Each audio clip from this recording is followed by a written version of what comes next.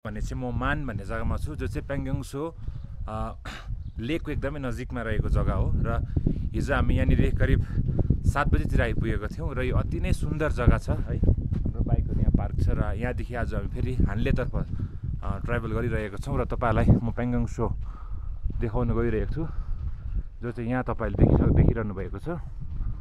यो पेङ्गङ सो जुन लेक छ यसको चाहिँ इन्डियाभित्र 82 किलोमिटर छ भनेर भनिन्छ है र पनि 4 भागमा 1 भाग मात्रै छ अरे, 3 भाग चाहिँ चाइनामा छ भनेर भन्छ। भनेपछि कति ठुलो होला यो है।